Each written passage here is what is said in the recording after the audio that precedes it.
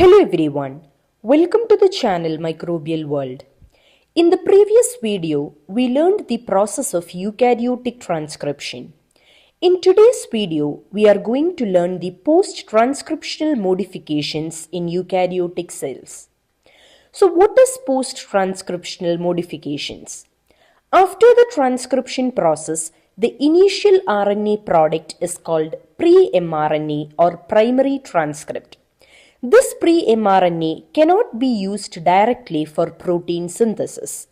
So it needs to undergo certain modifications to become a mature RNA that can be translated by ribosomes. The main modifications include 5'-capping, 3'-polyadenylation and splicing.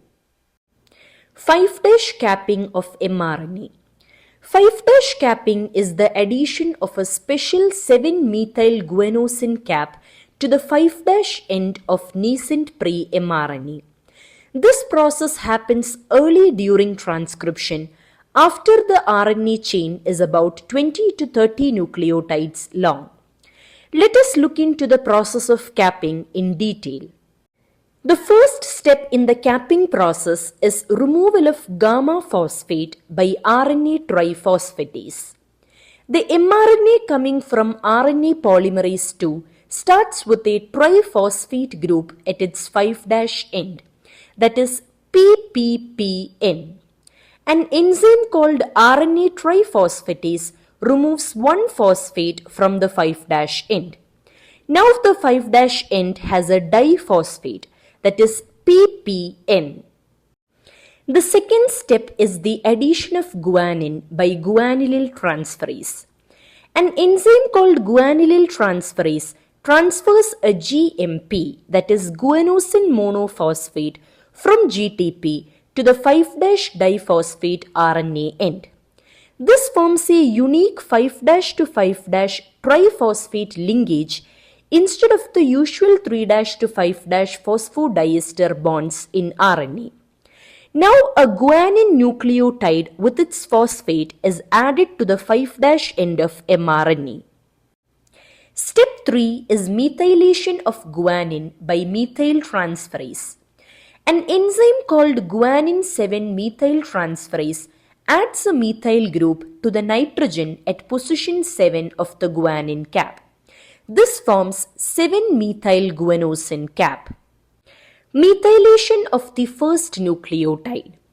In many eukaryotes, first and sometimes the second nucleotides are also methylated at 2'-OH group of the ribose sugar. This further stabilizes the mRNA and improves translation. Now let us look into the functions of 5' cap. 5' cap protects mRNA from degradation by 5' exonucleases. It helps in binding to the ribosome during translation initiation. It also assists in splicing of the first intron. 5' cap is essential for the export of mRNA from nucleus to the cytoplasm. It is also involved in mRNA stability. Now let's discuss about polyadenylation. Polyadenylation is the process where a long chain of adenine nucleotides, that is poly-A tail, is added to the 3' end of mRNA. What is the purpose of this process? It increases the stability of mRNA. It helps in exporting mRNA from the nucleus. It assists in translation initiation and also protects mRNA from degradation. Now let us look into the step-by-step process of polyadenylation. The first step is the recognition of polyadenylation signal. As RNA polymerase II transcribes a gene, it passes through a specific sequence, AAU, AAA. This is called polyadenylation signal sequence. This signal sequence is found 10 to 30 nucleotides upstream of the site where RNA will be cut. Second step is cleavage of pre-mRNA. For the cleavage to occur, a protein complex identifies the AAU-AAA sequence.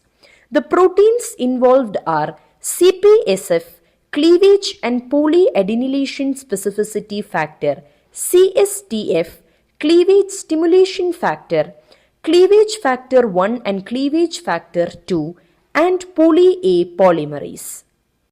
CPSF binds to the AAU-AAA hexamer signal sequence and CSTF binds to the GU-rich or U-rich sequence. The binding of CPSF and CSTF causes the pre-mRNA to loop back on itself.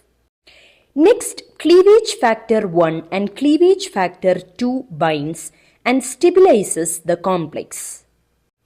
When CPSF, CSTF, cleavage factor 1 and cleavage factor 2 are all recruited and correctly assembled, this multi-protein complex triggers the cleavage of RNA at a defined site.